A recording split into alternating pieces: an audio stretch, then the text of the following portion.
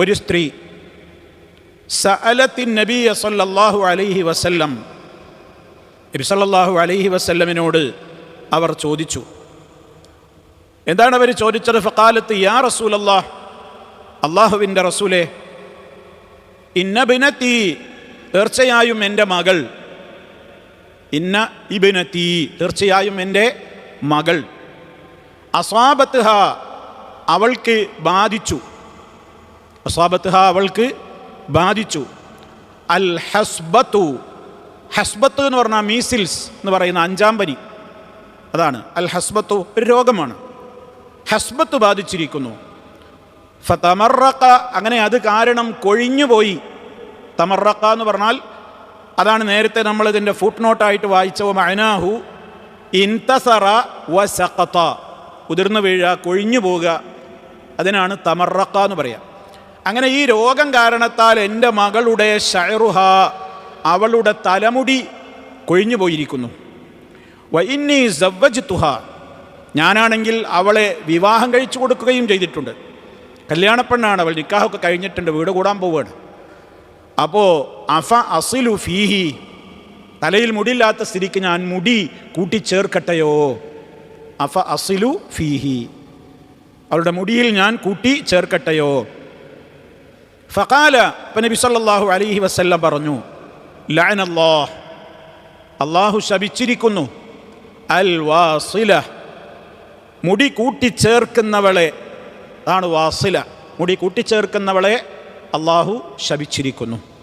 വൽ മൗസൂല, അത് കൂട്ടിച്ചേർക്കുന്ന, അതിനുവേണ്ടി ആ നിലക്ക് പ്രത്യേകം ആവശ്യപ്പെടുന്നവരെയും.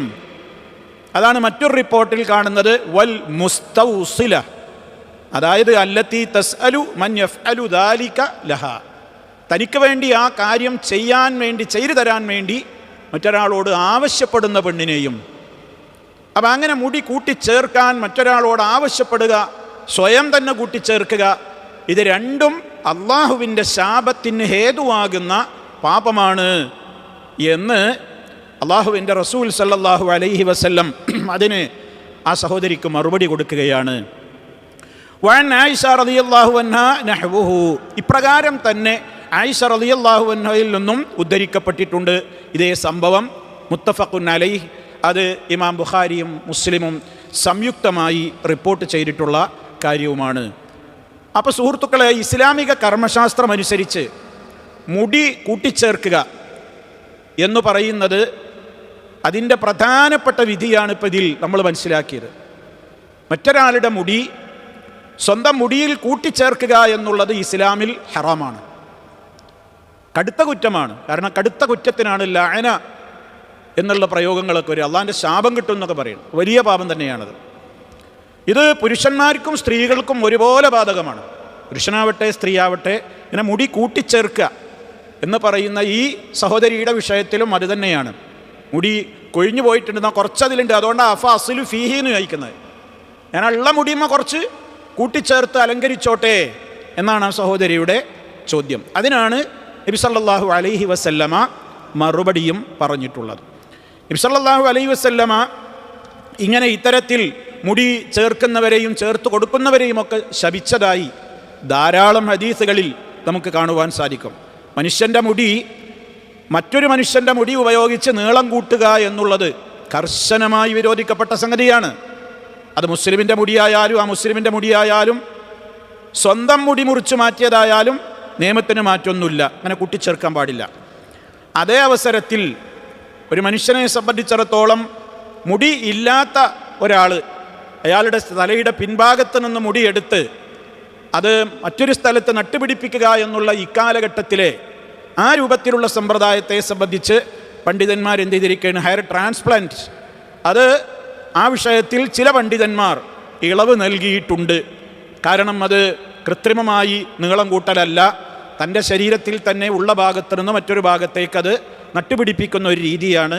അതുകൊണ്ട് അതിൽ ഹറാമിൻ്റെ വിഷയം വരുന്നില്ല എന്നുള്ള അഭിപ്രായം ചില പണ്ഡിതന്മാർക്കുണ്ടെങ്കിലും ഫാഷന് വേണ്ടിയോ ഭംഗി വർദ്ധിപ്പിക്കാൻ വേണ്ടിയോ ഒക്കെ ആ നിലക്കും അങ്ങനെ കൂട്ടിച്ചേർക്കാതിരിക്കൽ തന്നെയാണ് നല്ലത് എന്നുള്ളതാണ്. അങ്ങനെ അനുവദിച്ചിട്ടുണ്ട് എന്ന് പറയുന്ന പണ്ഡിതന്മാർ പോലും പറഞ്ഞിട്ടുള്ളത്. ഇവിടെ ഹദീസിൻ്റെ സാരം നമുക്ക് മനസ്സിലാക്കാൻ പ്രത്യേകിച്ച് ഒരു അൻസാരി സ്ത്രീയാണ് ഈ ചോദിക്കുന്നത്. അവർ തൻ്റെ മകളുടെ വിവാഹം കഴിഞ്ഞ ഉടനെ അവൾക്ക് ഇങ്ങനെ ഒരു രോഗം ബാധിച്ചപ്പോൾ അവളുടെ മുടി കൊഴിഞ്ഞു പോയിരിക്കുകയാണ്. അപ്പോൾ ആ കൊഴിഞ്ഞു പോയത് വീണ്ടും വരാൻ സാധ്യതയുള്ള കാര്യമാണ്. ഇപ്പോൾ ഇന്നത്തെ കാലഘട്ടത്തിൽ ഇപ്പോൾ ചില മരുന്നുകളുടെയൊക്കെ പ്രത്യേകമായ സ്വാധീനം കാരണത്താൽ, ഉദാഹരണമായി ക്യാൻസർ രോഗികൾ ഈ കീമോ തെറാപ്പിയൊക്കെ ചെയ്യുമ്പോൾ അവരുടെ മുടി കൊഴിഞ്ഞു പോകും. പക്ഷേ ആ കൊഴിഞ്ഞു പോകുന്ന മുടി താമസം വിന വരും ചെയ്യും. ഇത് പിന്നീട് വരുന്നതാണ്. ആ ട്രീറ്റ്മെൻറ്റ് അങ്ങ് നിൽക്കുന്നതോടുകൂടി മുടി വീണ്ടും തിരിച്ചു വരും. ഇതേപോലെ തന്നെയാണ് ഇപ്പോൾ മീസിൽസിനെ സംബന്ധിച്ചും ഇത് സംബന്ധമായിട്ടുള്ള ഡോക്ടർമാരുടെയും അതുപോലെ തന്നെ ശർഈയായ പണ്ഡിതന്മാർ വിശദീകരിക്കുന്നിടത്തൊക്കെ ഇക്കാര്യം പറയുന്നുണ്ട്. ഇതും ഒരു താൽക്കാലിക പ്രതിഭാസം മാത്രമാണെന്നാണ്. സാധാരണഗതിയിൽ മീസിൽസ് 5-ാം പനി ഉണ്ടായി എന്നുള്ളത് കൊണ്ട് മുടി കൊഴിഞ്ഞു പോകണമെന്നില്ല. ഇനി അത് കാരണമായിട്ട് ശക്തമായ പനി മുഖേനയൊക്കെയോ വല്ലപ്പോഴും കൊഴിഞ്ഞു പോയാൽ തന്നെ അതൊക്കെ വീണ്ടും വളർന്നു വരുന്ന വിധത്തിലാണ് എന്നാണ് ആ വിഷയത്തിൽ അവരെല്ലാവരും പ്രത്യേകമായി എടുത്തു പറഞ്ഞിട്ടുള്ളത്. അതുകൊണ്ടാണ് ഇവിടെ നബി സല്ലല്ലാഹു അലൈഹി വസല്ലമ അങ്ങനെ കൃത്രിമമായി ഒരു സ്ത്രീയെ സംബന്ധിച്ചിടത്തോളം അങ്ങനെ ഒരു രോഗിയായ അവളൊരു വിവാഹത്തിന് തയ്യാറെടുക്കുന്ന സമയമാണ്, അഥവാ വിവാഹം കഴിഞ്ഞു ഭർത്താവിൻ്റെ അടുത്തേക്ക് പോകുന്നൊരു നേരമായതുകൊണ്ട് അവിടെ അത് നിഷിദ്ധമാക്കുവാനുള്ള പ്രത്യേകമായ കാരണം എടുത്തു പറഞ്ഞിട്ടുള്ളത് അതിൽ ഒരു തെദ്ലീസ് വരുന്നുണ്ട് എന്നുള്ളതാണ്. മറ്റൊരാളെ വഞ്ചിക്കുന്നു, തൻ്റെ ഭർത്താവിൻ്റെ മുമ്പിൽ തനിക്ക് മുടിയുണ്ട് എന്ന് തോന്നിപ്പിച്ച് തൻ്റെ ഭർത്താവിനെ വഞ്ചിക്കുന്ന ഒരു രീതി അതിൽ വരുന്നുണ്ട് എന്നുള്ളത് കൊണ്ട് കൂടിയാണ് അത് പ്രത്യേകം നബി സല്ലല്ലാഹു അലൈഹി വസല്ലമ ആ ഘട്ടത്തിൽ പോലും അതിന് അനുവാദം കൊടുക്കാതിരുന്നത് എന്നാണ് അത് സംബന്ധമായി വിശദീകരിച്ചിട്ടുള്ള പണ്ഡിതന്മാരൊക്കെ പറയുന്നത്. എന്നാൽ ഒരാൾക്ക് ജന്മനാ തന്നെ മുടിയില്ല, കഷണ്ടിയാണ്, പുരുഷനാവട്ടെ സ്ത്രീയാവട്ടെ, അവരെ സംബന്ധിച്ചിടത്തോളം അവർക്ക് അവരുടെ വൈകല്യം നീക്കുക എന്നുള്ള നിലക്ക്, ഒരു ഫാഷന് വേണ്ടിയല്ല, അലങ്കാരത്തിന് വേണ്ടിയല്ല, ശാരീരികമായി അവർക്ക് ബാധിച്ചിട്ടുള്ള ഒരു വൈകല്യം നീക്കുക എന്നുള്ള നിലക്ക് അവർക്ക് മറ്റു മനുഷ്യരുടെ മുടി അല്ലാത്ത ഏതെങ്കിലും സിന്തറ്റിക് ഈ രൂപത്തിലുള്ള കൃത്രിമ മുടിയൊക്കെ ഉപയോഗപ്പെടുത്തിക്കൊണ്ട്, മനുഷ്യൻ്റെത് പറ്റൂല, അതേപോലെ തന്നെ മറ്റു മൃഗങ്ങളുടേത് പറ്റില്ല, പ്ലാസ്റ്റിക് നൂലോ അല്ലെങ്കിൽ മറ്റ് ഇന്നത്തെ ഞാൻ നേരത്തെ പറഞ്ഞതുപോലെയുള്ള സിന്തറ്റിക് രാസ വസ്തുക്കളൊക്കെ ഉപയോഗപ്പെടുത്തിക്കൊണ്ടുള്ള അത്തരത്തിലുള്ള വസ്തുക്കളൊക്കെ ഉപയോഗിക്കാം. കാരണം അതൊരു ഐബ് നീക്കം ചെയ്യുക എന്നുള്ളതാണ്, ഉള്ളതിൽ ഭംഗി കൂട്ടലല്ല. കാരണം നബി സല്ലല്ലാഹു അലൈഹി വസല്ലമ ഒരു യുദ്ധത്തിൽ മൂക്ക് നഷ്ടപ്പെട്ടു പോയ ഒരു വ്യക്തിക്ക് അയാൾക്ക് ഒരു വൈരൂപ്യം ഉണ്ടായി എന്നുള്ള ഐബ് വന്നപ്പോൾ അതിനെ നീക്കം ചെയ്യുവാൻ വേണ്ടി അനുവാദം കൊടുത്തു. ഒരു ലോഹം കൊണ്ടുള്ള വേറൊരു മൂക്ക് അദ്ദേഹത്തിന് വെക്കുവാൻ വേണ്ടി അനുവാദം കൊടുത്തു. അത് ചെമ്പ്, വെള്ളി പോലെയുള്ള ഒരു വസ്തുവായിരുന്നു എന്നാണ്. പക്ഷേ അത് വെച്ചപ്പോൾ അദ്ദേഹത്തിനൊരു ദുർഗന്ധം അനുഭവപ്പെട്ടപ്പോൾ നബി സല്ലല്ലാഹു അലൈഹി വസല്ലമ അവിടെ പുരുഷനെ സംബന്ധിച്ചിടത്തോളം സ്വർണം നിഷിദ്ധമാണല്ലോ, എന്നിട്ടുകൂടി ആ വൈകല്യം പരിഹരിക്കുക എന്നുള്ള നിലക്ക് നബി സല്ലല്ലാഹു അലൈഹി വസല്ലമ ആ സഹാബിക്ക് അൻഫം മിൻ ദഹബിൻ, സ്വർണത്താലുള്ള ഒരു മൂക്ക് ആ ഭാഗത്ത് ഫിറ്റ് ചെയ്യുവാൻ വേണ്ടി അനുവാദം കൊടുത്തു എന്നുള്ളതാണ്. എങ്ങനെയാണ് ആ കാലഘട്ടത്തിലൊക്കെ അത് ചെയ്തത് എന്നുള്ളതൊന്നും നമുക്കറിയില്ല. ഈ അധുനാധുന യുഗത്തിൽ നടക്കുന്ന മറ്റുള്ള സംവിധാനങ്ങളൊന്നുമില്ലാത്തൊരു കാലത്ത് എന്തായിരുന്നാലും അങ്ങനെ അൻഫം മിൻ ദഹബിൻ, സ്വർണത്താലുള്ള ഒരു മൂക്ക് ധരിക്കുവാൻ അദ്ദേഹത്തിന് പകരം അനുവാദം നൽകി എന്നുള്ളത് വളരെ സഹീഹായ ഹദീസിൽ നമുക്ക് കാണുവാൻ സാധിക്കും. അതിൻ്റെ അടിസ്ഥാനത്തിലാണ് ഒരു ഐബ് നീക്കം ചെയ്യുക എന്നുള്ള നിലക്ക് ഒരാൾക്ക് അത്തരം ഒരു ട്രീറ്റ്മെൻറ്റിൻ്റെ ഒരു സാഹചര്യത്തിൽ ഈ വിഷയത്തിൽ ഇളവുണ്ട് എന്നുള്ളതല്ലാതെ കുറഞ്ഞ മുടിയാണ്, തലയിൽ അവിടെ ഇവിടെയൊക്കെ കുറച്ച് മുടിയുണ്ട്, അല്ലെങ്കിൽ കുറച്ച് ഭാഗം കഷണ്ടിയാണ്, മുൻഭാഗത്ത് മുടിയില്ല, അല്ലെങ്കിൽ വേറൊരു ഭാഗത്ത് കുറച്ച് കുറവുണ്ട്, ഇങ്ങനെയൊക്കെയുള്ള ഘട്ടങ്ങളിൽ മറ്റു മുടി ഉപയോഗപ്പെടുത്തിക്കൊണ്ടോ ബാറൂഖത്ത് എന്ന അറബിയിൽ പറയുന്ന വിഗ് ധരിച്ചുകൊണ്ടോ മറ്റു രൂപത്തിലോ ഒക്കെ സൗന്ദര്യവും അലങ്കാരവും കൂട്ടുന്ന അത്തരത്തിലുള്ള സംവിധാനങ്ങളൊക്കെ നിഷിദ്ധത്തിൻ്റെ പട്ടികയിലാണ് വരുന്നത്. അത് ശാപഹേതുവായ കാര്യം തന്നെയാണ്.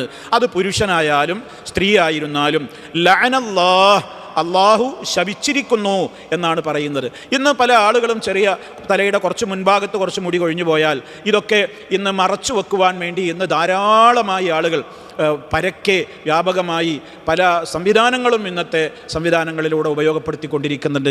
അതൊക്കെ അലങ്കാരത്തിൻ്റെയും ഭംഗിയുടെയും ആ ഒരൊറ്റ ലക്ഷ്യം മാത്രം മുൻനിർത്തിക്കൊണ്ടുള്ള അത്തരത്തിലുള്ള കാര്യങ്ങൾ. അങ്ങനെ ഉള്ളതിൽ മതി എന്നുള്ളതല്ല, കുറച്ചുകൂടി കൂട്ടിച്ചേർത്ത് അതിൻ്റെ ആ തനിമ പൂർണ്ണമായ അർത്ഥത്തിൽ തന്നെ നല്ല തിക്കുള്ള മുടിയായി തോന്നിപ്പിക്കുന്ന രൂപത്തിലുള്ള സംവിധാനം എന്തായിരുന്നാലും പാടില്ല എന്നുള്ളത് തന്നെയാണ്. ആ വിഷയത്തിൽ പണ്ഡിത ലോകത്ത് പ്രത്യേകിച്ച് അഭിപ്രായ വ്യത്യാസങ്ങളൊന്നും പറയത്തക്ക ആരും പറഞ്ഞിട്ടില്ല എന്നുള്ളത് കൂടി നമ്മൾ ചേർത്ത് മനസ്സിലാക്കിയിരിക്കേണ്ടതുണ്ട്. കാരണം അള്ളാഹുവിൻ്റെ ശാപം കിട്ടുന്ന കാര്യമാണത് എന്നുള്ളത് കൊണ്ട് തന്നെ വിഷയം വളരെ ഗൗരവമാണെന്നും ഗുരുതരമായ കാര്യമാണത് എന്നും വളരെ കൃത്യമായി തന്നെ ഈ വിഷയത്തിൽ നമുക്ക് പണ്ഡിതന്മാർ വിശദീകരിച്ചതായി കാണുവാൻ സാധിക്കും.